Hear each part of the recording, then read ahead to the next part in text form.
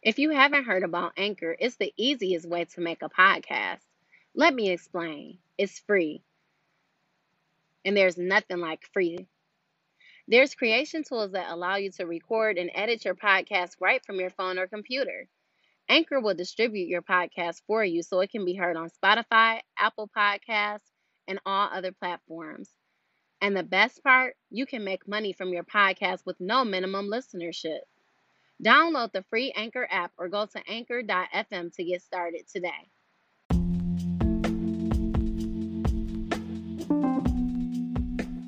Welcome to See Simple Secrets podcast. I'm glad that you all could join us. I wanted to start off tonight's episode just by giving some updates and telling you all where I've been. I've been MIA for about a month now. My last podcast was around Thanksgiving, and the day after, my grandfather ended up passing. So I kind of have been in recovery mode. I don't know if I necessarily want to say grieving, but basically it's been grieving. I just have been trying to be really quiet and reflective, not focusing too much on what's externally going around, but really trying to be more inward with what I'm feeling, kind of to just sit with that and deal with that as I recommend to others. I've had to kind of do the same thing myself. So this past month has just been really quiet for me. Just reading and meditating, praying, trying to set intentions and things like that. But even in that, it's been a little bit difficult for me just because it's like, you have this energy of grieving, and then you have this energy of trying to move forward at the same time. And I know it's part of our human condition is that we have difficulty just sitting still, because eventually you have to go back to work and you have your daily obligations, which makes it kind of difficult to just really grieve in peace, and then you have people that want so many things from you, and life does keep going. But I've really been trying to focus in as much as possible on just myself and my healing and being able to make it through and past this. I think I spoke in another podcast before. I think it was the Let It Go podcast, where I talked about how difficult it was recovering from my grandmother's passing. And I think it was because when she passed, I didn't necessarily feel like it was the best circumstances. Like, the family wasn't necessarily in the best place. And even her feelings, like, I had always known her to be such a strong person and such a survivor. And I know that I've gotten a lot of that from her, just her spirit and the way that she was. But I also felt like, at the point where she passed, it's like it was almost a defeat in a sense, because she had recovered from so many things. And it was kind of like, man, I can remember praying for her, like, just going in the closet, as they say, or the bathroom, as I say, and just closing the door and just like crying out to God on one particular occasion, for her to just be healed from cancer and everything that she was dealing with. And she did live for years after that. And, it was just like she always survived. So in the case where it looked like she wasn't going to survive, it was almost just like a defeat in a sense, in a way, where it's like so many things left undone and unsaid.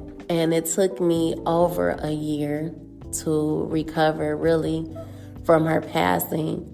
So when my grandfather passed this time, I had told myself that I wasn't going to get into that same place of discouragement and defeat and depression.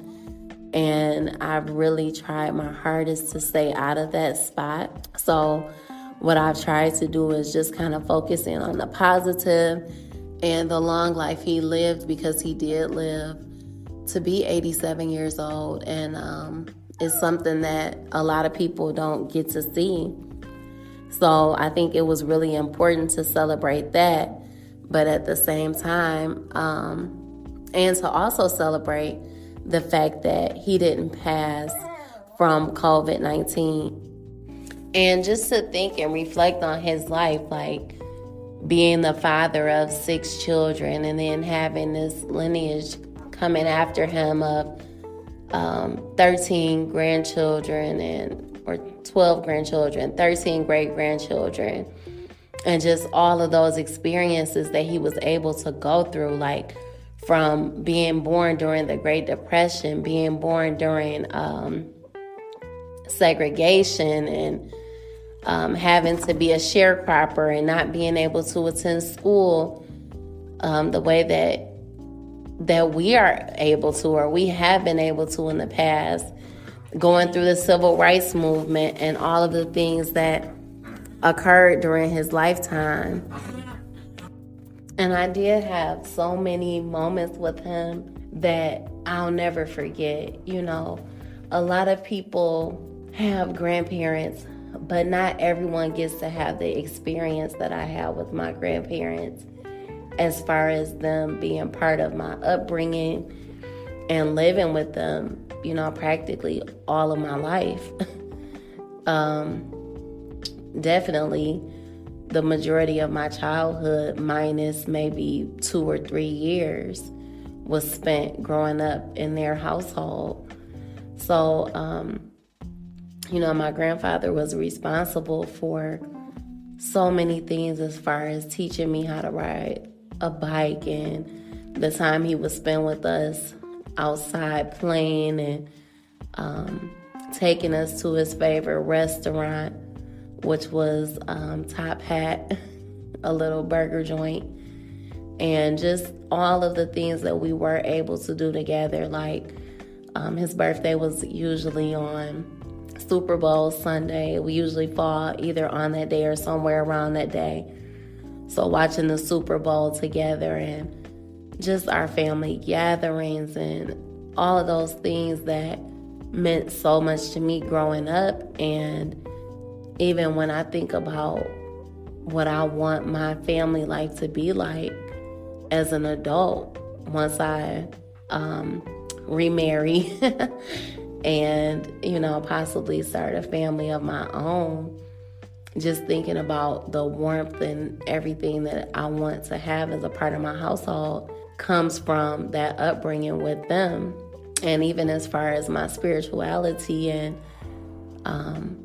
all of that growing up, it comes from being raised with my grandparents, you know, and my grandmother taking us to church regularly and making sure we participated in those activities until my mom became a part of it as well. And then, you know, she was able to pick up where they left off.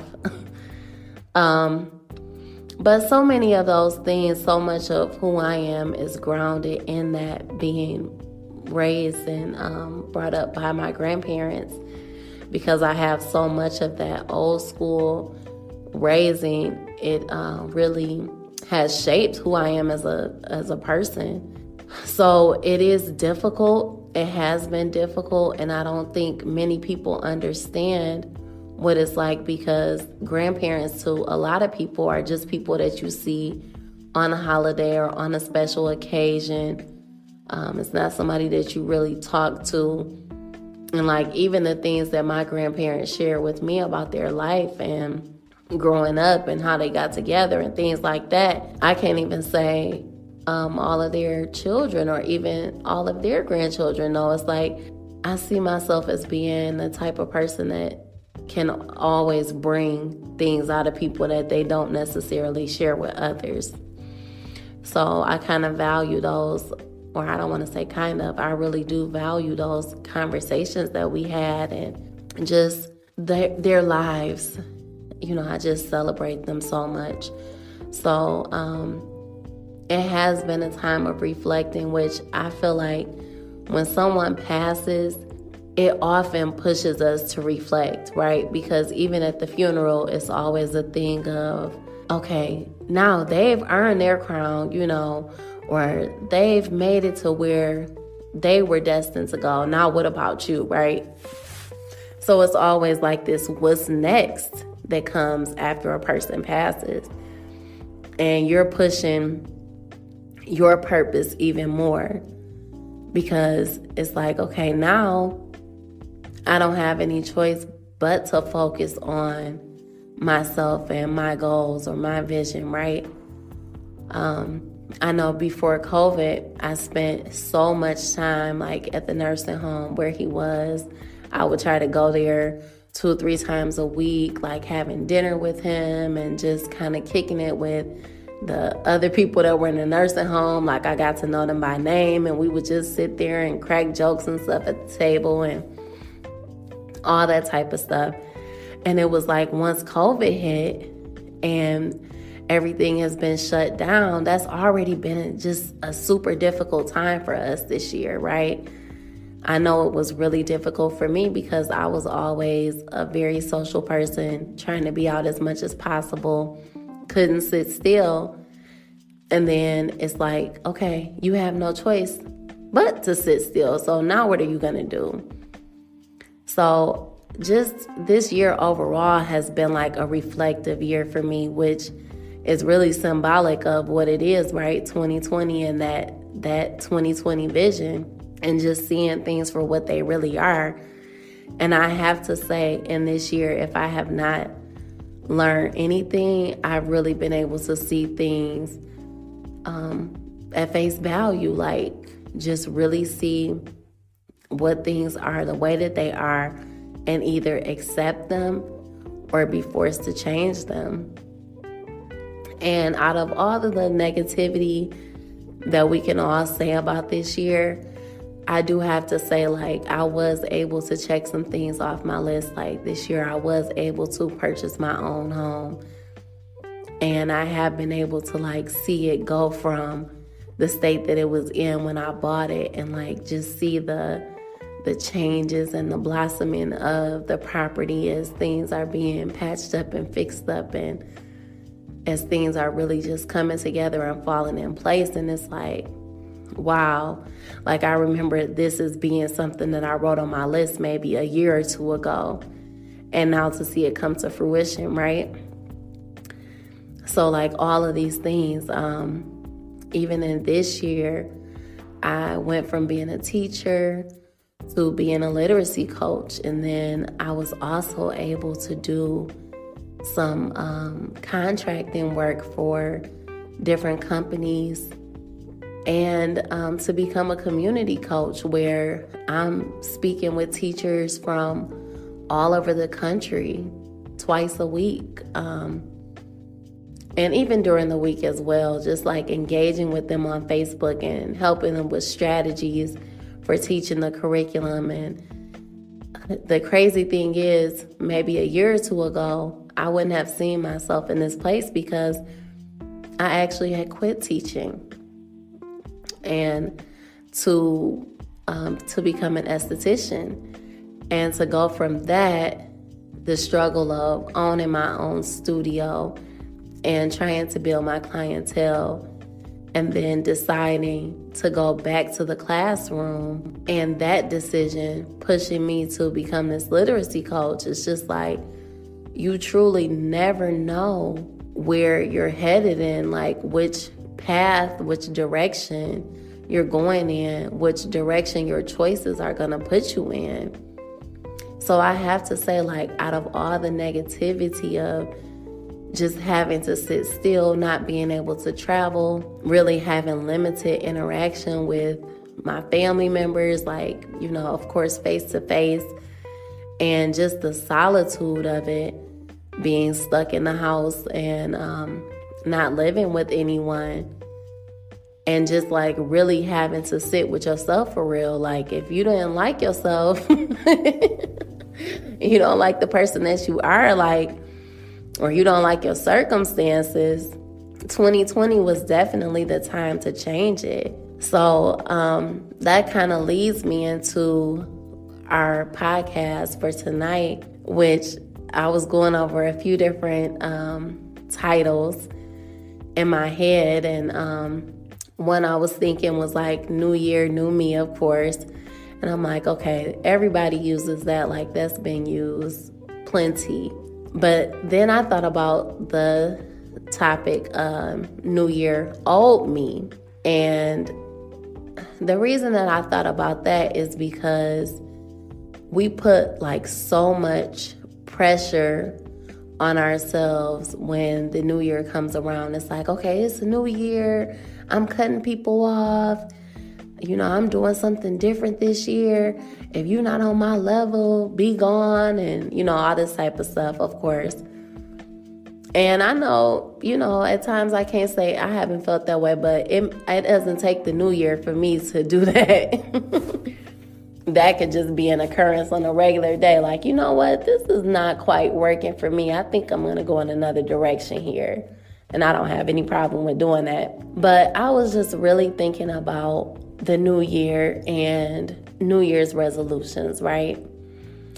And I think, and this is just my opinion, I think that New Year's resolutions are almost like kind of a thing of the past, right? I mean, you can still make them, but I think it's better almost to, instead of doing like a New Year's resolution, like, okay, on January 1st, I'm going to do this particular thing, that particular thing. I think it's almost better just to do goal setting or making your vision board or something like that for the entire year. And the reason that I'm thinking that is because a lot of times when we fall through on those New Year's resolutions, it's like, okay, well, I fell off the wagon, you know, try again next year, you know, versus it being something like, okay, it didn't work this week, it didn't work today, but I'm not going to fall off the wagon. I'm going to keep it going. And I think when you make that list or you set those goals, it's a little bit different because it's something that you're constantly reminding yourself of. It's something that is always at the forefront of your mind. Like, I know I may not remember resolutions that I made from years ago, but I know I can go to my notes app and look and see the goals that I set for myself on a regular basis. And I can go back to them and see, where am I with this? Okay, what do I need to do? What are some actionable steps that are going to help me to achieve this? And it can be, even with like a resolution, it can be very general. Like, okay, I want to lose weight this year. But when you break down that general goal or that general resolution, break it into something smaller, put some actionable steps with it. Like, yeah, I want to lose weight this year, but how am I going to do it? Okay, I'm going to dedicate 2 or 3 days in the week to go into the gym. I'm going to become a pescatarian, or I'm going to dedicate 3 days out of the week to being vegetarian, and the remainder of the week will be just healthy eating or whatever, you know. I think it's more helpful to do those type of things versus that just overall generic type of goal setting.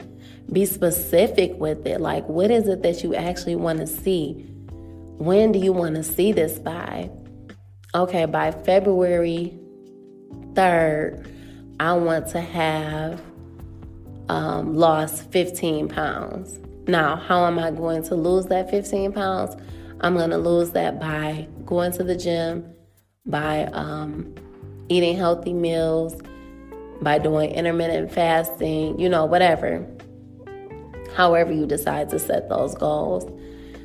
And the main thing that I really think more about than anything is about our inner person, right? Our spirituality. That's what I focus the most on, because I feel like once you have your heart intact, once you have your mind intact, once you have your spirit intact, then everything else is going to fall in place. Because a lot of times, the reason why we're holding on to the weight is because of something else that's going on inside of us. It's because of something that we haven't healed from. It's because of like a barrier that we're putting up. We're protecting ourselves from something. It could be, I'm going to keep the weight on me, because if I keep the weight on me, then I won't be getting so much attention when I go out in public, because I really don't want to get that type of attention from men. Or, these are real things that some of us grapple with, for real. Like, you wouldn't believe, and that's the real issue behind the weight gain or the overeating. There's something else that's going on there beyond the surface. And I feel like that's what we really need to get to. The resolutions, to me, don't really get to the inner man. They don't really get to that spiritual aspect. It's more so about yourself. And even though this is about yourself too, your spiritual self is a lot different from your physical self. Your spiritual self is something that you can't really hide.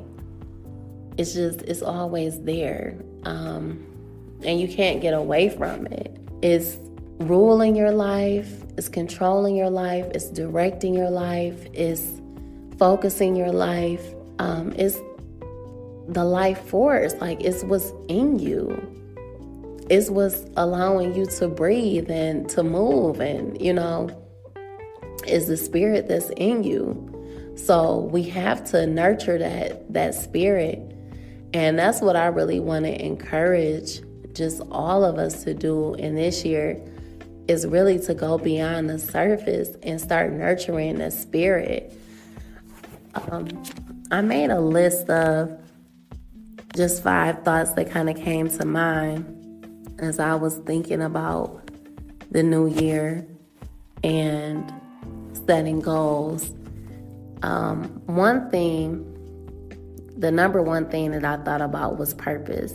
And I think with resolutions, we don't really think about our purpose. What is your real purpose for being here? And your purpose is not the things that you do well, for example. My purpose is to sing. That's not really a purpose. Singing is an action. Singing is something that you can do. But your purpose is what you're going to do with that talent. So singing is the talent. Your purpose is the why, the reason you were blessed with that talent. Like, for example, as much as I've tried to get away from it, teaching is my purpose. Like, even when I was attending church regularly, I was a teacher. I was a Sunday school teacher. I was a youth teacher, a youth leader teacher, I guess you could say. But I've always been a teacher in a certain respect. Like, even going to school to become an esthetician, my classmate was always urging me, like, to get the teaching certificate. Like, you need to put your teaching and your esthetician license together.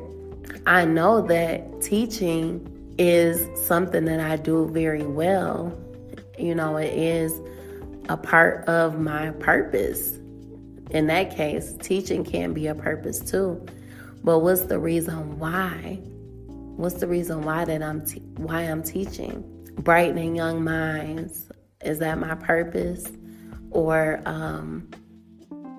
helping people to heal, to think differently about things so that they can be successful. And then eventually we can come together and be able to see those outcomes that so many of us want to see in our world. So what's your purpose? What is your purpose? What's your reason for being here? That's something you need to look at when you're thinking about the new year. And secondly, why do you desire the things that you desire? Like, why do you desire to lose weight? Is it because you want to be healthy? Is it because you want to be able to run around with your children? Right now you're having difficulty with that. Is it because you just want to be out here stunting on folks, taking pictures like the celebrity, showing off your body? Why are you desiring what you're desiring? Why are you desiring a home? Like, for me, when I thought about a home, it's just like I talked about a little bit earlier. I thought about a place for my family to gather, like a place where everyone could come and feel at home, feel comfortable, could enjoy themselves. We can play games together. Like, I just think about this atmosphere that I want to create, that when people walk into my home, they feel blessed. You know, they feel like this is a place where they want to be. And I've had that before.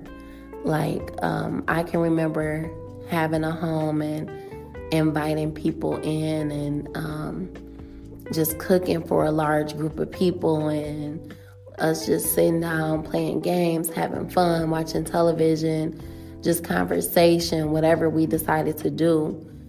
So it's something that I want to have again. Like, I can remember those times very vividly in my mind. Like, that was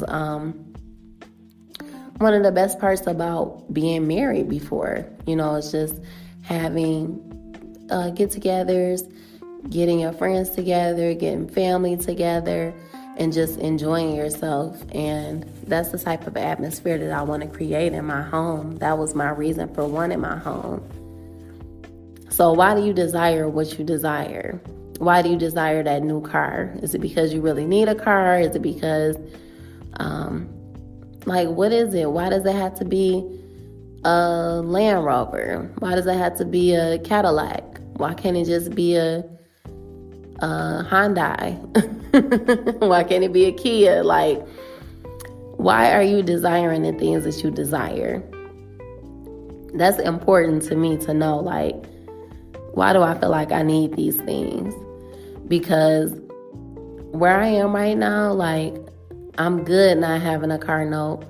I keep telling myself I don't ever want to have a car note again, because that's $400, $500 out of my check every month. And the car is still depreciating in value, you know? So why do we need it? Why do we desire those things? It's like, yeah, we can have it. Like, I could have 2-3 cars sitting in my driveway, but I can still only drive one at once. So why do I want those things? Is it just because that's what my money can afford? Is it because I want to be able to bless someone with a car if they need it? Or is it just because I just want to have it because, hey, I just want to have it? But I feel like it's always a reason behind something. So what's that reason? I just like to get down to the nitty gritty. Why do you need that? I've even done that with myself as far as like clothing and stuff like that, because sometimes we can get ridiculous with it. Like, I know I've been in positions before where I didn't have a lot of money. It's like you want to accumulate something, right? So now you're going out getting all these clothes, but it's like, what am I about to do with these? Like, especially right now, I ain't even going nowhere to wear all these clothes. Like, I don't need that many outfit changes in the house, you know? So your desires become a little bit different. I've seen so many people this year saying, like, even with it being the pandemic, they've been able to pay off so many bills and things like that, or pay so many cards now. Why is that? Because you're no longer going out to eat all the time. You no longer are buying all of these things because you don't really need them anymore. So now you can focus more on your priorities, which are your family, your friends, your home, and those types of things. Credit being one of them. Okay. And then I put, what are you going to do the same or differently? And I put the same because just because it's a new year doesn't mean that you have to change everything. If you were doing some things that were helping you to be progressive, some things that were keeping you on the right track, you don't have to switch it up because it's a new year. So those things that were helping you to be consistent, keep them the same. Don't change everything. Only focus on the things that you want to do differently. And when I say differently, I mean better, really. Like, what can you do to make yourself a better person? What can you work on? Then I also said read something. And when I thought about reading something, I really said that because so much of our time nowadays is dedicated to social media. And I love this new app, which is Clubhouse. I love it because it does give you the opportunity to learn from so many people about so many different topics and everything, and to join with like-minded individuals, which is awesome. And these like smaller groups, and you can discuss anything under the sun, you know. I love that about it. But then there's also some groups on there, and of course it's always going to be this way because it's just like in school, right? You got some people that are the quote-unquote nerds that are always doing everything right. They're focused on the lesson. They're not doing too much socially. They're just following the rules by the book, right? And then you have the class clowns, right? So you always have people that are coming just to be silly, just to be goofy, whatever. And then you have people that are not necessarily classified as the nerds. They're not necessarily classified as the class clowns. Like, they're just the people that are just right there in the middle. They just come, do what they told. They're not trying to do too much. That's always where I've been, like the middle ground. I ain't trying to do too much. I'm not trying to be the number one student in the classroom, but I'm not trying to be at the bottom either. Like, I'm right there in the middle, just chilling. I'm gonna do what the teachers say. I'm gonna keep a low profile. That's me. So it's just like that. In Clubhouse, it's the same way. Like, you got the groups with the class clowns that's just coming. They just want to have a good time. And then you have those that are just there to like gain all they can and everything like that. And then you have the ones that are spitting this knowledge, and it's like, yeah, they're using this platform for what it was probably intended for. But other than that type of social media where you actually are like gaining and gleaning something from it, and not saying that you can't do the same thing with Twitter, Facebook, all of that, but a lot of those things are based on opinions, right? They're not based on facts. So I say read something because you can get into the facts. Like, you can get into history, and I love pouring into history, just digging into it. Like, history is that's my jam. Like, that's my spot. I love history because I love seeing how we got to the point where we are now, and then what can we do to prevent from going backwards in the future, right? Like, and I know sometimes history books can be written from a perspective that in today's time, of course, things are a lot different. But I still feel like we have a lot to gain. And you should be able to discern what's fact and fiction, or what's fact and opinion. But one thing that I kind of, and I love biographies and autobiographies, I do. But I feel like when you're talking about reading for purpose and thinking about what you desire and how you want to get there, I say don't focus too much on the biographies and autobiographies, because sometimes you can almost try to emulate somebody else's story. Like, I noticed the other night when I was on Clubhouse, we were in a room where they were kind of like auditing our social media, and one of the things that I heard a few times is like, oh, your page is just like so-and-so. Oh, your page is just like so-and-so. Go to their page and see what they're doing. And it's like, okay, I kind of get what they're saying here. It's like, you want to be an original. Like the way that Jay-Z, I don't know why he was the first person to come to mind, but the way that he got to be where he is, he didn't model himself after anyone else. DJ Khaled, the way that he stands out as the person that he is, like, he didn't model himself after anyone else. Like, I can't remember anybody else in the hip hop industry that came out the way that he did, as far as being this person, like an inspirational, like people would literally go to his page to see him riding around on jet skis and like touching the flowers and just praising God for the beauty that he was seeing. Like, I mean, it was just original, right? And when you come off as this original person, that's how you really get people to follow you and to like look at what you're doing, because it's different from what everybody else is doing. So that's why I kind of say don't read as many autobiographies and biographies. Like, you can read some, but I would say get into some other books like The Four Agreements.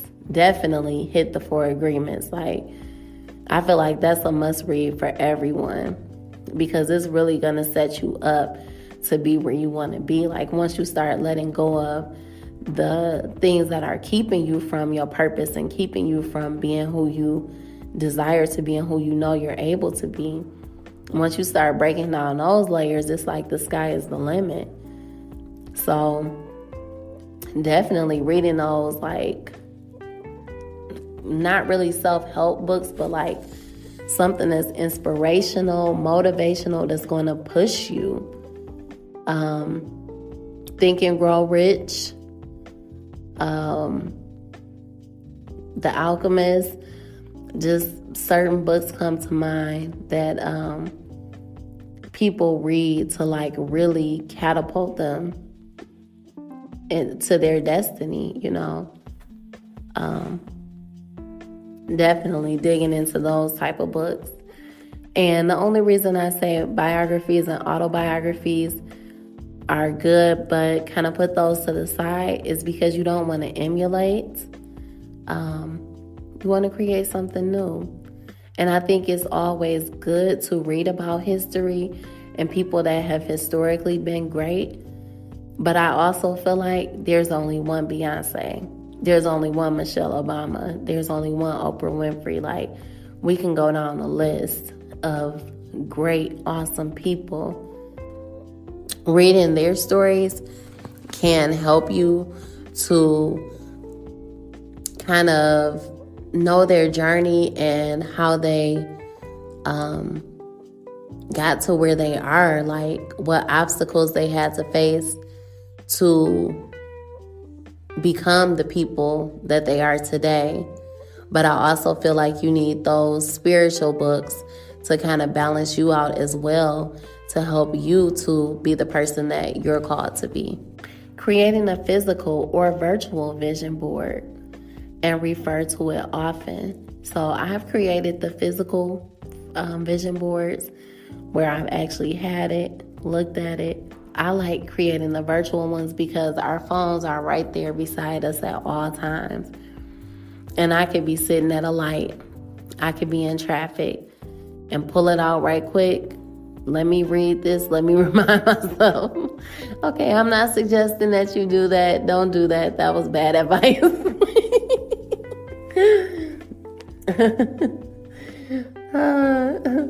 But you can be sitting waiting for your food in the drive-thru. I don't know. But anytime I think about my goals and what I'm trying to achieve, what I desire for my life, like I might pull out that note at any time and just go to it and read it real quick. Just real quick. And I accept these things are better in my life real fast and keep it moving. And I have to say, like, again and again and again, list work. And I have, like, advised so many people to make lists, and I really don't think that they've done it because they laugh at me and they think it's silly. But when I tell you, like, I've literally manifested things from making a list.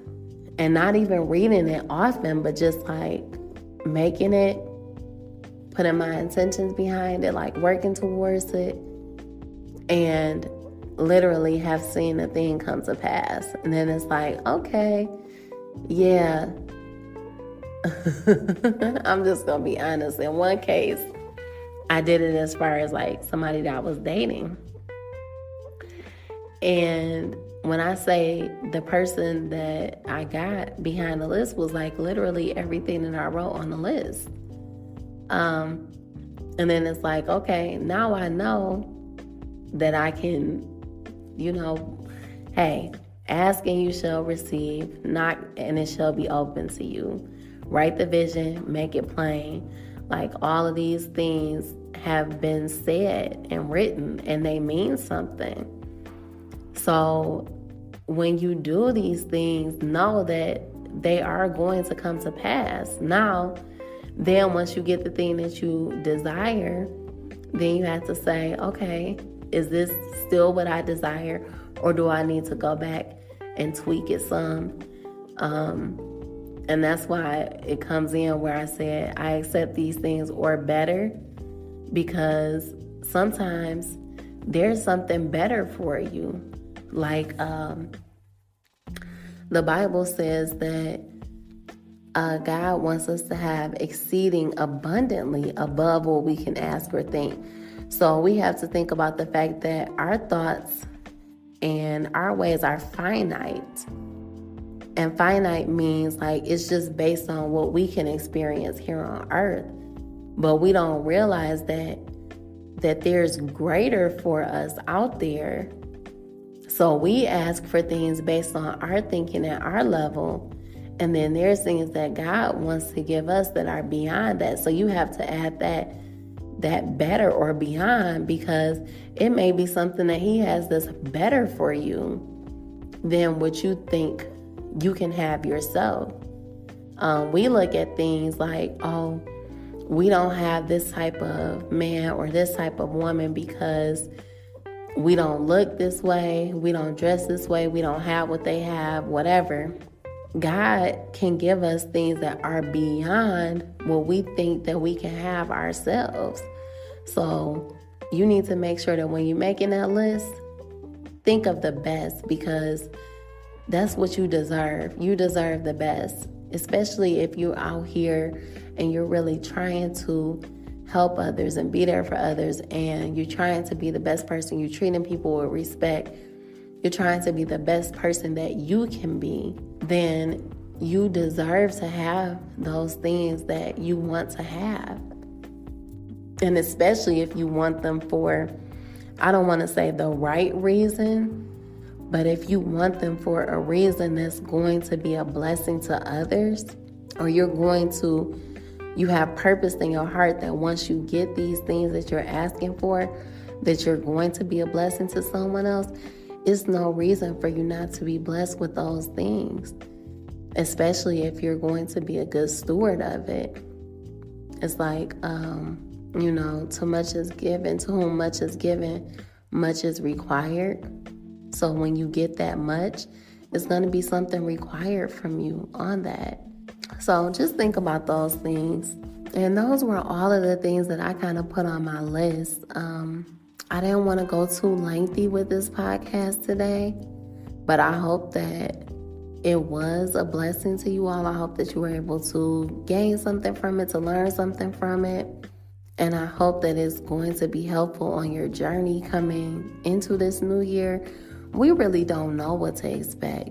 I think we're always hopeful. It's just like when 2020 came in, we had no idea.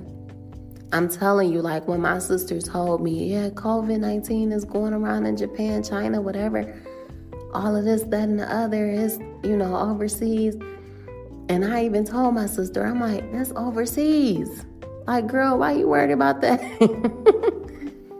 And then next thing I know, March came and I was working from home. It's something that we never in our minds thought would happen. We never thought, like, the things that we experienced in this year, the people that we lost, we never thought that those things would have happened. Never. So you can never expect, you never know. Like, I think that's one of the reasons why I'm focusing so much on the spiritual aspect of things these days, because I just want my spiritual affairs to be in order. Like, I want my mind to be right. I want my heart to be right.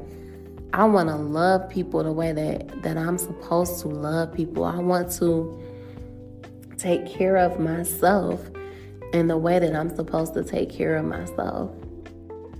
I don't want to abuse the temple that I was blessed with. We only get one of these bodies. Like, you can't exchange it for the new and improved. I mean, it's a lot of plastic surgery and stuff out here nowadays. I know. When I say, like, you only get one body, you have to take care of it. You have to take care of what you were given. Be a good steward of it. And when you take care of the little, then that lets God know that you're open to the much, that you can handle more. So let's be good stewards of the things that we're blessed with in this year. Let's continue to just love on our families and those people that are close to us. Let's just continue to work together, and even more so. Like, I would love to see, and I want to be a part of a real coming together of people that, like, last for more than just a few days or a few months or while it's trendy. Like, it was so powerful to see people really coming together on causes this year. But by the time we got to December, it's like, we fell off. Like, it's not as much to fight for, and it still is so much to fight for. Like, it's still so much. And even if you don't get on the picket lines or things like that, just the things that you can do in your community, that's another thing that I desire to do more of this year, is to get back into volunteering and just being a part of helping people. Not just like giving money to the cause, but like actually putting myself out there and assisting in the operations aspect of it. Like, that's really important. So I hope that you all got some ideas from this podcast today, and that it's in enough time where you can really start making those lists or making those vision boards, whether they be physical or virtual. And even if you don't listen to it on the 30th or the 31st or the 1st even, you can listen to this on January 14th and it's still going to be as good as it was on December 30th. So, because you can always change, you can always improve, you can always set goals that you want to achieve and ways for you to achieve those goals. Never stop believing, never stop dreaming, never stop having faith that you will be successful and that you will be in the place that you really desire to be. And never stop working towards that. Thank you for listening.